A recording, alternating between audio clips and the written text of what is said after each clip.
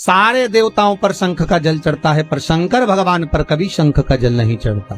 शिव महापुराण की कथा कहती है शंखचूर्ण राक्षस का संहार भगवान शंकर ने किया था, इसलिए शंख का जल शिव जी पर नहीं चढ़ता। महाराज, शंख के जल का दोष भी होता है। आप लोगों से कई बार निवेदन करा, आज फिर करते हैं।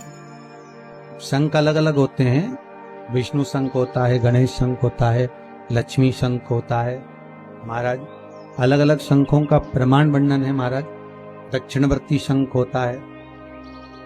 महाराज, जिसकी श्रवण शक्ति कमजोर हो गई हो, जिसके नयन कमजोर पड़ गए हो, कम दिखाई देता हो, तो गणेश शंख को लेकर आइए। तो 12 महीने शिवरात्रि आती है। किसी भी शिवरात्रि पर श्रवण शक्ति कमजोर हो, विवेक कमजोर हो, नयन कमजोर हो, वाणी कमजोर हो, तो गणेश मुखी शंख के अंदर पानी भरकर उसमें थोड़ा सा एक चांदी का सिक्का या तार डाल दें, या सिक्का डाल दें, या चांदी की कोई सामग्री हो तो वो डाल दें, पानी भरा रहने दें। सुबह सुबह उस पानी को थोड़ा सा आचमन करना प्रारंभ करिए। आपको वाणी हो, श्रवण शक्ति हो, नयन शक्ति हो, उसमें प्रबलता आना प्रारंभ। पर गणेश मुखी शंख होना चाहिए। कौन सा शंख होना चाहिए? गणेश शंख। दूसरा, अगर आंखों से बहुत कम दिखाई दे रहा हो तो 12 महीने शिवरात्रि आती है। किसी भी शिवरात्रि पर शंकर भगवान पर पीपल के पत्ते पर शहद रखकर शंकर जी पर डाल दीजिए। उस शहद को पीपल के ही पत्ते पर रखकर ले आइए। घर पर लाकर उसको कटोरी में निकाल लीजिए, पत्ते को ठंडा कर दीजिए। उस ओरिजिनल शहद, असली शहद होना चाहिए, उस शहद को आंखों में काजल जैसा लगाना प्रारंभ कर लीजिए। 1 महीना या 15 दिन आप आंखों में लगाएंगे, धीरे धीरे रोशनी बढ़ना प्रारंभ हो जाएगी। श्री शिवाय नमस्तुभ्यम का जाप करें या चंपेश्वर महादेव का स्मरण करें। चंपेश्वर महादेव का स्मरण कर कर भी नैनों में आप शहद लगा सकते हैं, उससे रोशनी बढ़ती है। महाराज, शंख का प्रमाण शिव महापुराण। भगवान शिव का स्मरण, भगवान शंकर का नमोदन, भगवान शंकर का नाम जाप, भगवान शंकर का नाम स्मरण जीव को आनंद देता। मंथन का समय, देवता और राक्षस मिलकर समुद्र का मंथन कर, और उस मंथन में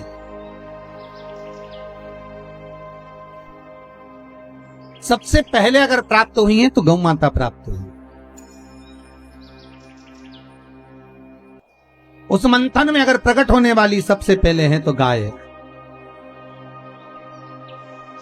नंदा, सुभद्रा, सुरभि, सुशीला, बहुला, ये 5 गाय समुद्र मंथन के समय पर प्रकट हुई, और उसके बाद जो निकला वो हलाहल विष निकला है। उसके बाद जो प्राप्त हुआ वो विष,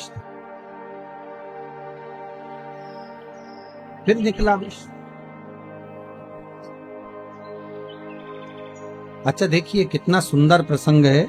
सबसे पहले अगर कुछ निकला है तो गाय निकली, गाय के बाद निकला है विष। शिव महापुराण की कथा कहती है गाय को निकालने का कारण केवल इतना था कि जो विष पिएगा उसका कंठ जलेगा, तो कंठ में जलन अधिक होगी। अब कंठ में जब जलन होगी तो उस जलन को अगर कोई रोक सकता है तो गाय का दूध रोक सकता है। जब गाय माता के दूध से शंकर भगवान का अभिषेक होगा तो उससे जो जलन है, तपन है, वो समाप्त हो। हम पहले भी कहें, आज फिर कहते हैं, प्रयास करिएगा कि अभी कोरोना महामारी चल रहा है, अगर गौ माता का असली घी, गाय का असली घी, और वो भी देसी गाय का, ये जर्सी मर्सी गाय का नहीं, देसी गाय का असली घी अगर आपके घर में हो तो उस घी को अपनी उंगली में लेकर नासिका में थोड़ा थोड़ा लगाना प्रारंभ करिए। थोड़ा उस घी का सेवन करना प्रारंभ करिए, असली घी का। औषधि है,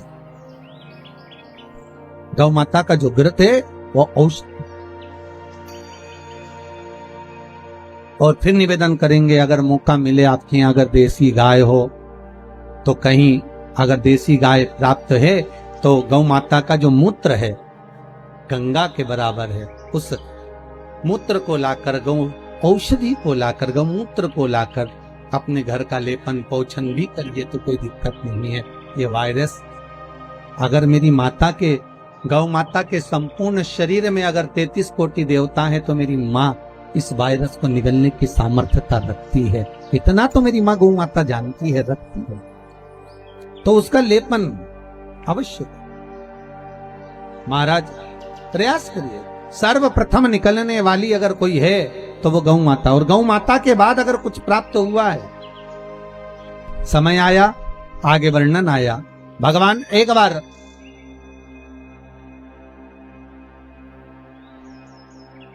शिव कथा कह रहे हैं, तारकाक्ष, विदुमाली, कमलाक्ष की, ये तीनों की तीनों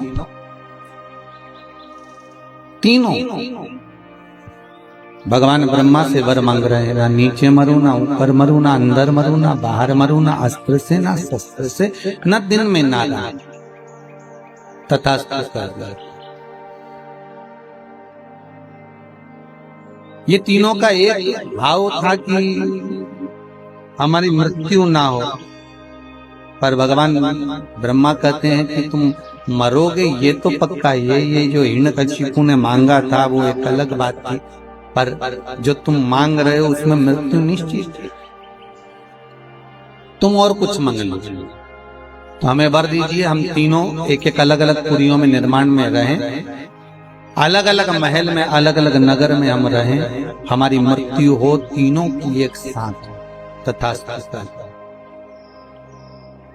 यही होगी। एक ने सोने का महल बनवाया, एक ने पीतल का महल बनवाया, एक ने लोहे का महल बनवाया। तीनों अलग अलग रहने लगे। तीनों भाइयों ने विचार कर लिया कि तीनों कभी आपस में मिलने मत आना। एक माता और एक पिता, इनकी दिली तमन्ना क्या होती है कि मेरे बच्चे जहां रहें वहां सुखी रहे। तुम जहां रहो वहां सुख से रहो।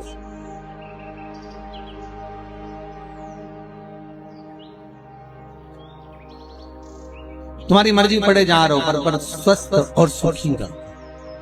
कोई माता पिता ये नहीं कहेंगे कि सारा घर का पूरा व्यक्ति घर के अंदर ही रहे। नहीं नहीं नहीं, आप तो जहां रहो वहां अच्छे से सुखी हो।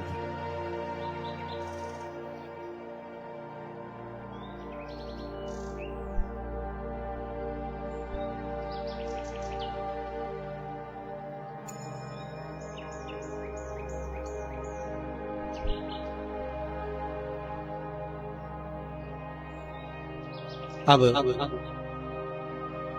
तीनों अलग अलग रह रहे थे, पर उपद्रव इतना उपद्रव मचाया इन तीनों ने कि देवता उन परेशान हो गए, और देवताओं ने आपस में बात करी कि इनको मारे कौन। तो सबने जाकर शंकर जी से निवेदन करा, भोलेनाथ जी इनको तो आपको ही मारना पड़ेगा। शंकर भगवान बोले मारने को तैयार हूं, पर बात इतनी सी है कि तीनों मरेंगे तो एक साथ मरेंगे, और इन तीनों को एक साथ लाना के लिए 33 कोटि देवता सारे पशु बन जाए, और मैं तुम्हारा पति बन जाऊं। मैं तुम्हारा पति बनकर बड़े नंदी का रूप धारण कर कर तुम्हारे पीछे पीछे भागता हुआ आऊंगा। तुम इन तीनों को अपने अपने महल से निकाल कर एक जगह पर लेकर आना। तीनों का मैं संहार कर दूंगा। तीनों को इकट्ठा कर कर एक जगह पर लेकर आए। भगवान बड़े नंदी का रूप धारण कर कर उनको मारने के लिए आतुर हुए। जैसे ही आतुर हुए, तारकाक्ष बिंदु मामली को तो मार दिया, कमलाक्ष की ने फरसा उठाकर भगवान शंकर का गला काट दिया। शिवजी नंदी के रूप में आए थे। शंकर का जैसे गला कटा, वो कटा हुआ गला नेपाल में जाकर गिरा। शिवजी का धड़ केदारनाथ जी के रूप में विराजमान हुआ। पर शिवजी ने देखा यदि ये आज नहीं मरे तो फिर नहीं मरेंगे, तो शंकर भगवान ने सोचा इनको मारना जरूरी है। शिवजी अपने असली स्वरूप में आ गए। त्रिशूल उठाकर तारकाक्ष विदुमाली को मारा। जैसे ही मारा, कमलाक्ष की मारने के लिए पीछे से दौड़ा। भगवान ने पीछे का कोना, उस त्रिशूल की नोक, पीछे का भाग कमलाक्ष की को दिया। तब जाकर ये तारकासुर के 3 पुत्र मरे। देवता आनंदित हुए। तब देवताओं को लगा कि अब सुख का भान होगा, अब आनंद की अनुभूति होगी। अब आनंद की अनुभूति होगी। अच्छा, देवताओं के साथ और आपके साथ और हमारे साथ एक जैसा ही होता है। अपन थोड़े दिन अच्छे से जीते हैं, इसके बाद लगता है अब सारा दुख, सारी तकलीफ, सारा कष्ट चले गया। होता है। अपन सोचते हैं कि अब अच्छा दिन आने वाला है, समय अच्छा आएगा, अच्छा हो जाएगा। यही सोचते सोचते सोचते सोचते होता है, एक जैसे संत है, एक नदी के किनारे पर बैठ गया, तट पर। किसी ने पूछा, बाबा जी क्यों बैठे हो? बाबा जी बोले, नदी का पानी खत्म होए तो मैं पार हो जाऊं। दूसरे ने कहा, बाबा जी ये नदी का पानी कभी खत्म नहीं होगा, तुम्हें पार होना है तो नाव में बैठो और चले जाओ। संत कहने लगे, इसलिए तो समझाने के लिए बैठा हूं कि दुनिया के लोग सोचते हैं बस ये समय निकल जाए, इसके बाद फिर अच्छा समय आएगा, ये समय निकल जाए इसके बाद अच्छा समय आएगा। मालूम पड़े पानी बहता रह गया, तुम बैठे की बैठे ही रह गए। इसलिए निवेदन है, भगवत भजन की नाव पकड़ो, राम नाम कृष्ण नाम शिव नाम जपते हुए इसको पार करते रहो।